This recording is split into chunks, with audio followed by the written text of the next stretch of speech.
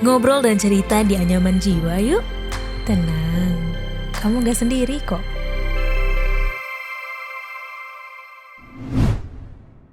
Buat kamu, para fresh graduates yang pengen tahu serba-serbi dunia kerja profesional, serta hak dan kewajiban karyawan dan perusahaan, yuk dengerin Podcast Obsesif, persembahan Medio by KG Media, hanya di Spotify. Halo pendengar Anyaman Jiwa, saya Feby Ilinia Suryadinata, MPC CHA Psikolog Klinis, Ada Asa dan Dear Astrid. Di episode kali ini spesial, saya langsung berbicara mengenai mental health di podcast Anyaman Jiwa. Podcast yang berbicara mengenai kesehatan mental individu, mulai dari ranah pekerjaan, hubungan percintaan, dan juga sebagai makhluk sosial. Pada episode kali ini akan berbeda. Saya akan menjelaskan suatu kasus berdasarkan cuplikan episode drama audio Obrolan Meja Makan, yang merupakan cerita kisah nyata dari Nova, yaitu memaki anak. Sebelum mendengarkan obrolan kali ini, jangan lupa ya, follow dan beri rating terbaikmu untuk podcast Anyaman Jiwa di Spotify, serta nyalakan notifikasinya ya, supaya kamu bisa terinfo setiap ada episode terbaru yang tayang di hari Rabu dan Jumat.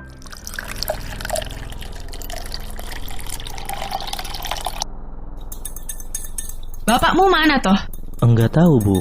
Tadi kata bapak mau keluar sebentar. Mungkin beli takjil. Masakanmu itu loh, nggak enak kali, Bay. Makanya bapakmu nyari takjil. Bayu juga masih belajar kok, Bu, biar enak. Ibu kalau makan masakan Bayu gimana? Enak nggak?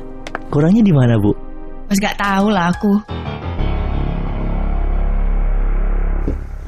Ini, Bu, minumannya. Mau diminum sekarang atau nunggu azan? 2 menit lagi sih harusnya udah azan.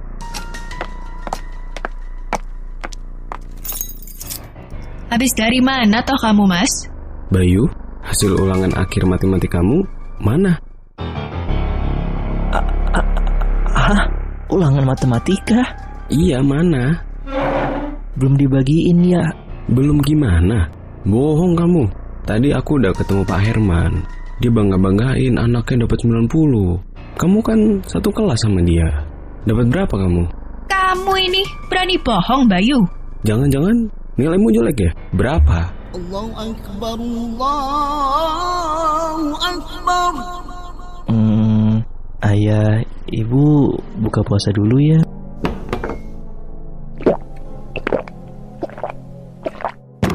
Cepetan, mana?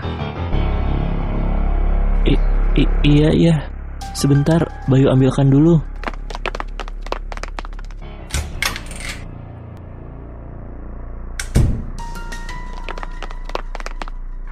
Ini ya, tolong jangan marah. Ya ampun, Bayu. Lihat itu, anak didikan kamu. 50? Bahkan kamu nggak bisa mencapai KKM-nya. Gak malu apa kamu, Bayu? Gimana kalau kamu nggak bisa masuk ke SMA favorit? Tapi Bayu udah berusaha. Berusaha? Kalau kamu berusaha, nggak mungkin hasilnya jelek begitu. Itu ujian akhir. Terus gimana itu? Terlambat kalau kamu nyesel. Kamu itu loh, selalu main sama kucing sampai lupa belajar. Sini, aku buang kucingmu. Bu, jangan. Bayu mohon banget, jangan buang kucingnya. Diam! Kalau ibu buang, Bayu nggak ada teman.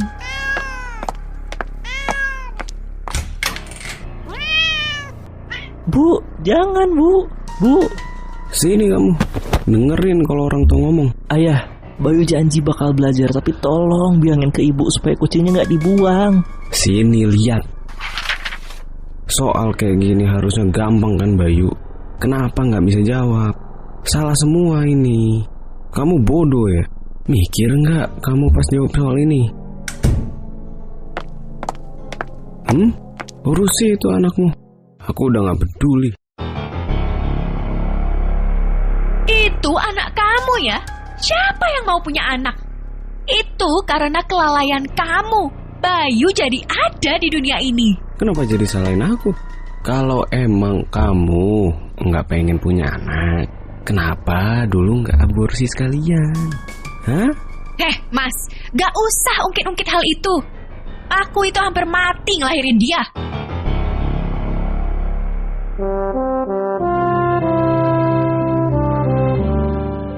Ya sobat, barusan adalah cuplikan dari episode Memaki Anak di podcast Obrolan Meja Makan. Dari cerita tersebut, orang tua yang sering menuntut dan mengkritik anak membuat anak merasa keluarga bukanlah tempat untuk pulang, sehingga ia mempertanyakan makna sebuah keluarga.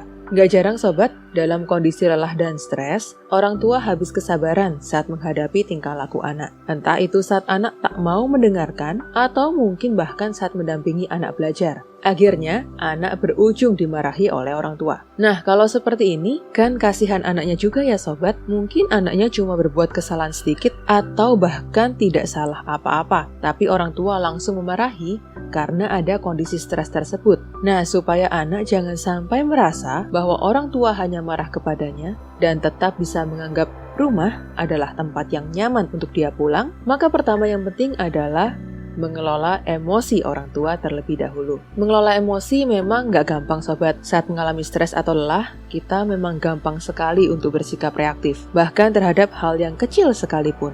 Namun bukan berarti mengelola emosi itu tidak bisa dilatih dan dilakukan. Beberapa cara yang mungkin bisa dilakukan oleh orang tua untuk mengelola emosi adalah: yang pertama, belajarlah mengenali emosi negatif yang muncul dan penyebab-penyebabnya.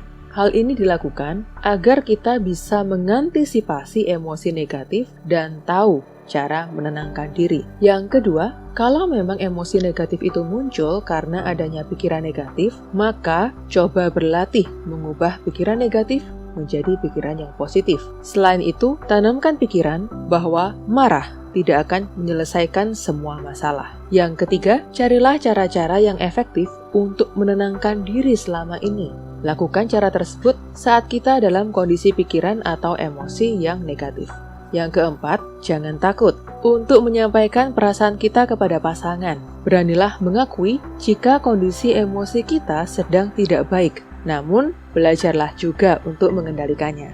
Yang kelima, sebelum masuk rumah dan bertemu dengan keluarga, tinggalkan semua masalah kantor di luar. Tenangkan diri sendiri terlebih dahulu agar kita bisa berjumpa dengan keluarga dalam kondisi yang lebih baik. Tapi, jika kita merasa tidak mampu mengendalikan diri, lebih baik menjauhlah sebentar dari situasi yang mengharuskan kita bertemu dengan anak. Jika memang saat itu adalah waktu kita untuk menemani anak belajar, namun misalnya kondisi kita dalam keadaan yang tidak baik, maka kita bisa menyampaikan kepada pasangan atau orang lain di rumah untuk menemani anak terlebih dahulu, sementara kita menenangkan diri kita. Jika anak masih tetap merengek nih untuk ingin bersama dengan kita, tidak apa-apa loh untuk menyampaikan kepada anak bahwa kita sedang capek dan butuh sendirian terlebih dahulu. Kadang memang kita nggak sadar ya sobat, kita menuntut, mengkritik, dan menegur anak dengan kasar. Apalagi kalau kita dalam kondisi capek dan stres tersebut. Nah, tapi kalau kita terus-menerus seperti itu, yang dikhawatirkan adalah anak bisa mencontoh perilaku kita dan menerapkan kepada dirinya sendiri. Pernah nih saya temukan ada kasus di mana anak itu sering berperilaku agresif. Ternyata setelah ditelusuri, ternyata orang tua anak tersebut juga bersikap agresif saat mengalami stres, sehingga anak pada akhirnya meniru perilaku orang tua. Dengan demikian, kita tahu sobat, bahwa anak itu pintar meniru. Namun, jika anak bisa meniru perilaku yang negatif, maka sebetulnya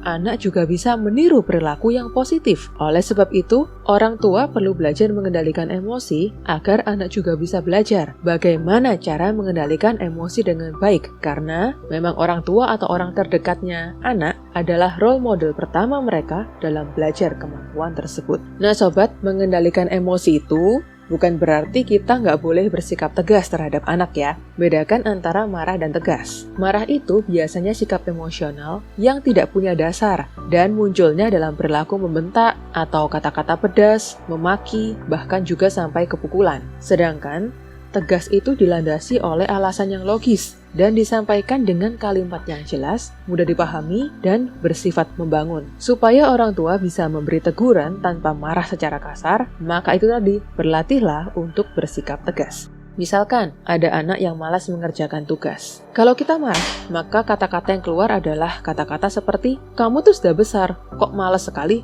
Mama tuh capek kerja buat kamu." malah kamu malas-malasan. Ayo, jangan malas belajar, nanti kamu jadi bodoh. Nah, jika tegas, maka biasanya yang keluar adalah alasan logis seperti, ayo, kakak tadi sudah main selama 2 jam, sekarang waktunya belajar dulu. Nanti kalau ada yang nggak bisa, tanya sama mama ya. Cara lain untuk tegas tanpa marah adalah orang tua perlu belajar mengenali karakter dan temperamen anak agar bisa memberikan penanganan yang tepat. Kemudian juga, tentukan prioritas masalah perilaku anak. Nggak semua hal loh itu perlu dikomentari oleh orang tua. Sehingga nantinya kalau semua hal yang kecil pun dikomentari, maka anak akan merasa dikritik terus-menerus. Jadi orang tua perlu untuk menentukan prioritas mana perilaku anak yang benar-benar bermasalah. Nah, jika memang pada akhirnya ada perilaku yang tidak menyenangkan yang terus-menerus dilakukan oleh anak, maka kenalilah penyebab anak melakukan hal tersebut dan juga sampaikan harapan kita kepada anak atas perilakunya. Kenapa saya mengajak untuk bersikap tegas, bukan marah? Karena nanti itu teman-teman akan ada dampak kepada anak jika orang tua sering marah atau memaki-maki anak. Beberapa dampak yang berpotensi dialami oleh anak adalah, yang pertama, anak tumbuh menjadi pribadi yang sering merasa takut dan tidak percaya diri. Karena sering dimaki, sering dikritik, maka anak itu akan jadi takut untuk berbuat sesuatu. Karena ia takut akan penilaian dari orang lain. Belum apa-apa, dia sudah mikir, kalau aku salah, nanti orang bakal mikir aku gimana ya? Dan seterusnya. Hal ini tentunya membuat potensi anak jadi tidak berkembang. Yang kedua adalah perkembangan otak anak bisa terganggu. Menurut penelitian, bagian otak yang paling terpengaruh adalah bagian yang memproses suara dan bahasa. Hal ini bisa terjadi lantaran otak cenderung lebih mudah memproses informasi dan peristiwa yang negatif dibandingkan yang positif. Dengan kata lain, bagian otak ini menjadi tumpul karena lebih sering mencerna informasi yang tidak memicu perkembangannya. Yang ketiga, anak bisa berpotensi mengalami gangguan depresi atau gangguan mental lainnya. Selain rasa takut, anak juga bisa merasa tidak berharga, kemudian merasa sedih, kecewa, dan juga terluka hatinya. Ya, hal ini tentu bisa berdampak buruk terhadap kesehatan mentalnya. Lama-kelamaan, anak yang sering dimaki bisa mengalami depresi. Ketika semakin besar, anak bisa mencari pelampiasan untuk meluapkan emosi negatifnya dengan menyakiti dirinya sendiri. Yang keempat adalah anak jadi ikut berperilaku marah-marah. Ditempa dengan amarah yang terus-menerus bisa menyebabkan anak memiliki masalah mental dan perilaku di kemudian hari. Misalnya tadi, anak bisa menjadi sosok yang lebih agresif. Selain itu pada akhirnya, anak juga berpikir bahwa marah atau memaki adalah respon yang normal saat dia menghadapi masalah. Ya, pada akhirnya ini juga akan berpengaruh kepada kehidupan dia kelak. Mungkin ketika dia menikah, memiliki keluarga, dan juga memiliki anak-anaknya. Ternyata dampak-dampaknya cukup meresahkan ya sobat. Nah, jadi bagi orang tua yang sudah terlanjur melakukan hal tersebut kepada anak, maka mulailah untuk mengubah perilaku Anda. Mulailah belajar mengendalikan emosi, berhentilah untuk mengkritik, memaki, atau menuntut anak secara berlebihan. Saat Anda dalam kondisi yang tidak nyaman, belajarlah untuk menenangkan diri sendiri. Nah, jika Anda sekarang mengetahui bahwa anak memiliki perilaku yang agresif, maka belajarlah mengenali penyebab munculnya emosi dan perilaku negatif itu. Ajak anak berbicara baik-baik dan bantu dia mengenali emosi tersebut. Jangan ragu meminta maaf kepada anak jika memang orang tua yang berbuat salah. Sampaikan juga bahwa banyak cara untuk mengekspresikan emosi negatif dengan cara yang lebih sehat. Misalnya seperti berolahraga ketika marah, menangis ketika sedih, dan juga sebagainya. Dan yang jangan lupa adalah berikanlah pujian saat anak berperilaku positif dan jadilah role model yang baik bagi mereka. Jadi kesimpulan saya untuk episode ini adalah saat mengalami stres atau lelah, memang kita gampang sekali untuk bersikap reaktif, bahkan terhadap hal kecil sekalipun. Pada orang tua memang kadang nggak kita sadari, kita menuntut, mengkritik, dan juga memaki anak dengan kasar, apalagi dalam kondisi capek dan stres tersebut. Pada akhirnya, ya anak yang terkena dampak dari perilaku negatif kita. Salah satunya adalah anak meniru perilaku kita yang demikian. Kita nggak mau kan kalau anak berkembang menjadi agresif dan suka memaki atau mengkritik terus? Mengelola emosi adalah kunci jawabannya. Memang, mengelola emosi itu tidak gampang. Namun bukan berarti nggak bisa dilatih dan dilakukan. Hal ini perlu dilatih terus-menerus agar kita sebagai orang tua bisa menjadi pribadi lebih baik dan menjadi role model yang baik untuk anak-anak kita. Episode Memaki Anak selengkapnya bisa kamu dengarkan di podcast obrolan meja makan di Spotify. Terima kasih buat kamu yang sudah mendengar episode Anyaman Jiwa kali ini. Buat kamu yang ingin berbagi cerita tentang kesehatan mental, boleh banget loh kirim ke email podcast@kgmedia.id atau bisa DM Instagram @sonorafm92 dan @medio by KG Media. Jika kamu mau konsultasi online secara langsung dengan saya, bisa DM ke Instagram @phebe_zhang dan @adaasa.id @dearastrid.id. Dengarkan podcast menarik lainnya dari Anyaman Jiwa di Spotify. Saya, Febe Ilenia Suryadinata, MPC CHA Psikolog Klinis, Ada Asa dan Dear Astrid pamit. Tunggu episode selanjutnya ya. Bye-bye. Udah selesai episode kali ini. Tungguin episode Anyaman Jiwa selanjutnya ya.